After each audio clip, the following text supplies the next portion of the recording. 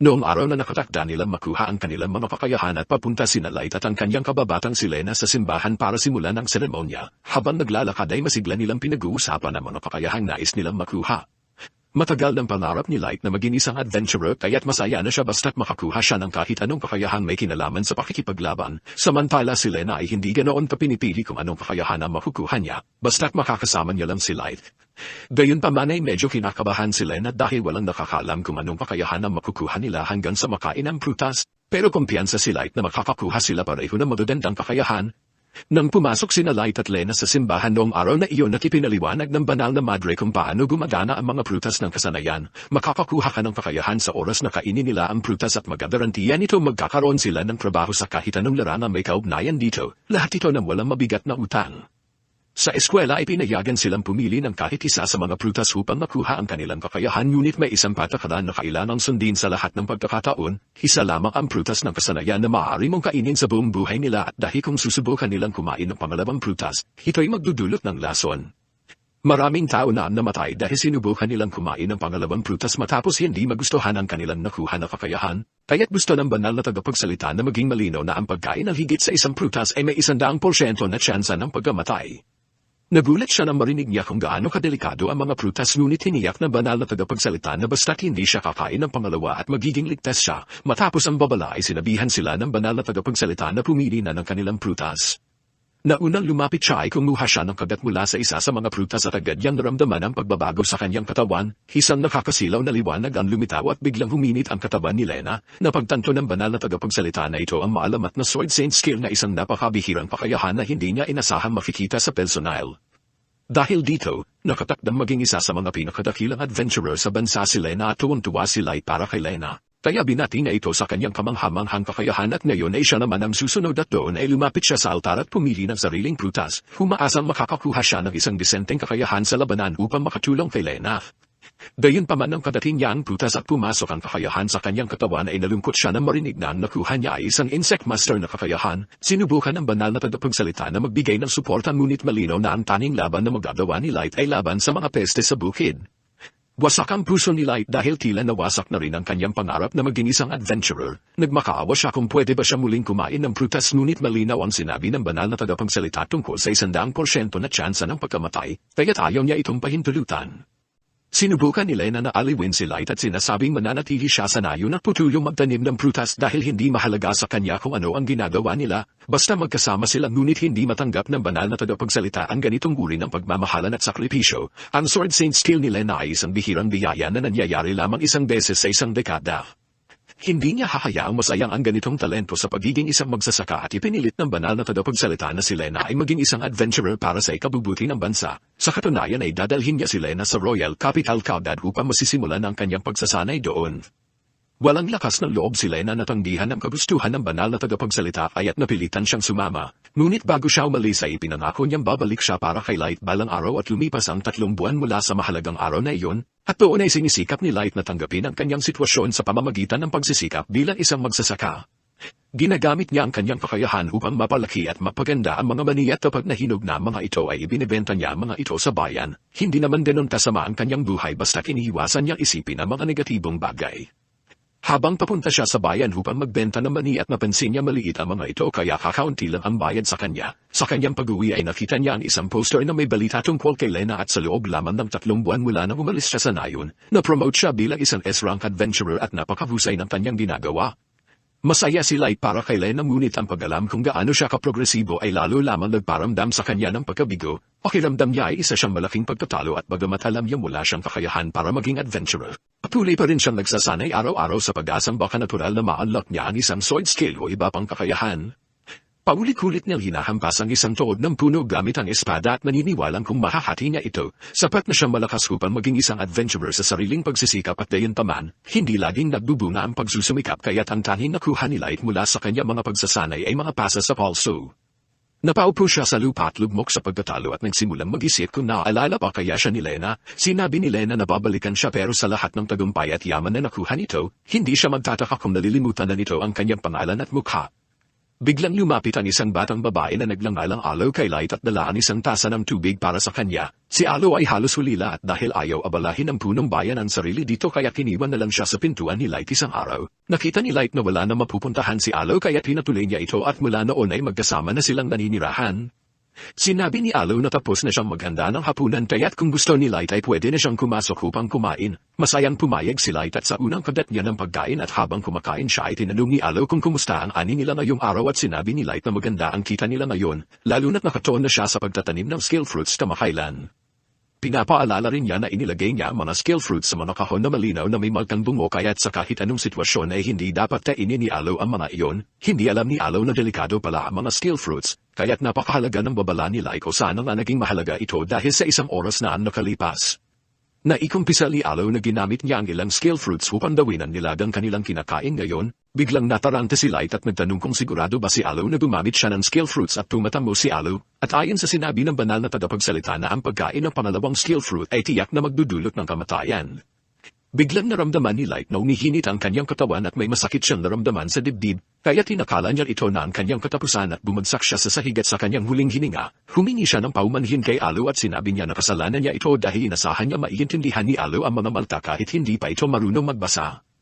Habang nakahiga at naghihintay ng kamatayan napansin ni Light na parang ang tagal ng kanyang hinihintay, kaya bumangon siya at laking gulat niya na makita niya maayos ang kanyang kalagayan at napansin ni Alo ang litong ekspresyon ni Light, kaya tinanong niya kung ayos lang ito.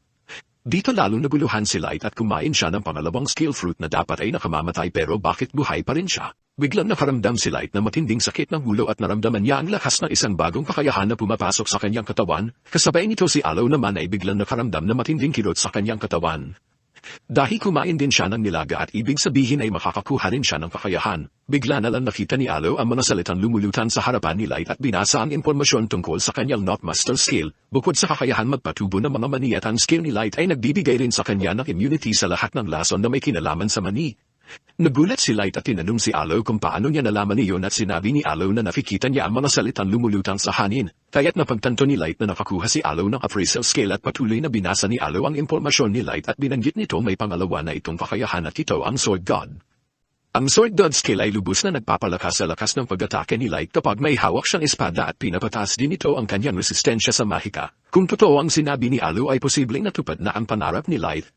Gusto niyang subukan ito kaya tumakbo siya palabas ng bahay at hawak ang kanyang espada at bumalik sa kagubatan upang alamin kung totoo ang kanyang bagong kakayahan. Hitinaas niya ang espada at sa isang hampas lamang ay nahati niya ang tuhod ng puno at pati na rin ang mas malaking puno sa likod nito.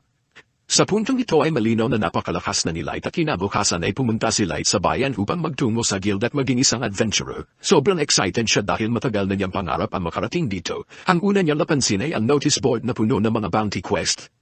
Kung matagumpay nilang makukumpleto ang isang quest at makakabili sila ng bagong kadamitan at masasarap na pagkain, ngunit ang paggawa ng pera ay hindi lang ang dahilan kung bakit narito si Light ngayon. Gusto niya malaman kung gaano ka-epektibo ang Sword God scheme niya sa labanan.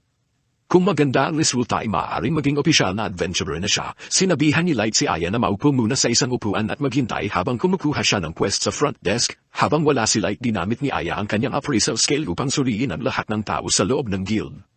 Namangha siya sa iba't ibang uri ng kakayahang mayroon ng mga tao ngunit nagulat din siya kung gaano kawalang kwenta ang ilan sa mga ito. Tulad ng isang lalaki na may skill na nagdudulot ng pinsala sa sarili at bigla siyang nakarinig ng kabuluhan mula sa front desk, kaya tumingin siya at nakita si Light na nasa gitna ng pagtatalo sa isa sa mga adventurer sa guild.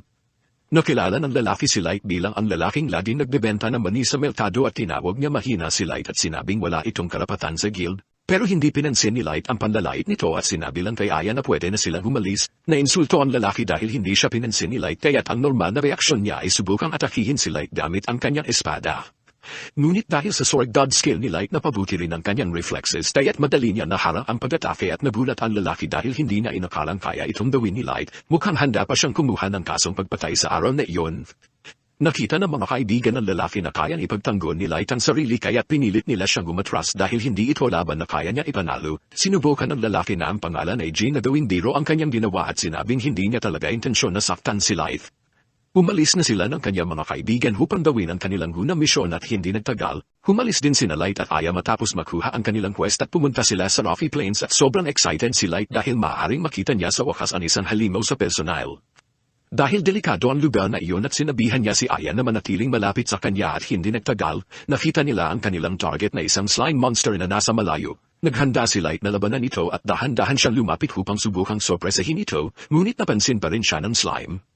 Kaya't nagdesisyon si Light na harapin ito ng direkta at mas malakas na siya ngayon kaysa dati, kaya kumatake siya ng buong lakas sa slime at nahati ni Light ang slime sa gitna ngunit aksidenteng naputol din ang lupa sa proseso. Masaya siya na ang kanyang kakayahan ay talagang kapakipakinabang sa labanan ngunit napagtanto niyang kailangan niyang kontrolin ang kanyang lakas upang maiwasan ang anumang karagdagang pinsala. Pinuri ni Aya si Light sa kanyang unang matagumpay na quest kaso upang makumpleto ang misyon, kailangan nilang hatiin ang slime at dalhin ang mga bahagi nito pabalik sa guild upang ipagpalit sa pera at sinabi ni Aya na medyo masama ang pakiramdam niya tungkol sa paghiwa sa katawan ng slime, ngunit pinaalala ni Light sa kanya na makakabili sila ng pizza kung maibibenta nila ang mga bahagi nito. Sa puntong iyon ay sinantabi na ni Aya ang kanyang konsensya at nang simulang i-dissect ang slime, biglang narinig nila ang sigaw ng isang tao mula sa kabilang bahagi ng kapatagan at tumakbo sila papunta roon at nakita si Jean at ang kanyang grupo na inaatake ng isang napakalaking uber. Pinili nila ang isang madaling misyon upang pumatay lamang ng slime at umuwi agad, ngunit hindi nila inasahan makatagpo ng isang uber. Nang umatake ang uber ay nagtalunan sila upang humiwas kaso kahit na naiwasan nila ang unang atake, wala silang laban-laban sa halimaw na iyon at tinawag sila ni Light at tinanong kung ayos lang sila at nang makita siya ni Jean, agad siyang nakaisip ng plano upang makatakas. Tumakbo si Jean at ang kanyang mga kaibigan diretso kay Light at medyo nalito si Light sa ginagawa nila. Pagdaan nila sa kanya ay napagtanto niyang ginagamit siya bilang bitag upang makalayo sila at ngayon, ang uber ay nakatuon na kay Light kaya't wala siyang ibang magawa kundi harapin ito. Ngunit para labanan ang uber at doon ay napagtanto ni Light na magandang pagkakataon ito upang subukan ang limitasyon ng kanyang bagong kakayahan. Nang iwas-iwas ng uber ang mace nito sa kanya at mabilis na tumalon si Light sa gilid upang umiwas ngunit mapanganib ang laro niya, kaya pinaalalahanan siya ni Alu na ang Sword God skin niya ay hindi nagpapataas ng depensa. Ibig sabihin kung matamaan siya kahit isang beses at maaaring ikakamatay niya iyon, sa kabila ng banta ng kamatayan ay tumanggi pa rin si Light na umatras at determinado siyang maging pinakadakilang adventurer sa mundo, at upang makamit ang layuning iyon kailangan niya malalampasan ang hamon na ito. Sanay na siya sa bagong lakas ng kanyang katawan kaya tumalon siya sa ere at habang sinusubukan na tamaan siya ng uber, hinati niya ang mace nito sa dalawa gamit ang kanyang espada at anuman ang mangyari, sisiguraduhin niya makahabol siya kay Lena upang muling magsama sila. Sa isang mabilis na galaw ay ibinaba niya ang kanyang espada at pinutol ang uber sa gitna at ang lahat ng ito ay nasaksihan ni Jean at ng kanyang mga kaibigan mula sa isang burol. Ilang sandalian lumipas ay bumalik si Light sa guild upang ipagpalit ang kanyang mga nakuha sa pera. Hindi makapaniwala ang receptionist na nagawa niyang talunin ang isang uber na mag-isa. Bilang patunay ay ipinakita ni Light ang sunay ng uber na dinala niya at bukod pa roon, sinabi ng mga kaibigan ni Jean na nakita nila ang lahat at sinigurado nilang nagsasabi ng totoo si Light. Naniniwala ang receptionist kaya't sinabihan si Light na maghintay sandali habang kinukuha ang kanyang gantimpala. Samantala ay muling nagpasalamat ang mga kaibigan ni Jean kay Light sa pagsasagit sa kanila, bigla na lang nagtipon ng isang grupo sa harap ng guild kaya tinanong ni Light kung ano ang nangyari. Ipinaalam sa kanya ni Jean na bumalik na ang S-Rank Party at ito ang parehong S-Rank Party na sinasalihan ni Lena, at ito ang unang pagkakataon na nakita niya ito sa loob ng 3 buwan at lumapit si Light kay Lena upang bumati. Ngunit ang tubo ni Lena ay hindi ko kailanman nakilala ang lalaking ito sa buong buhay ko.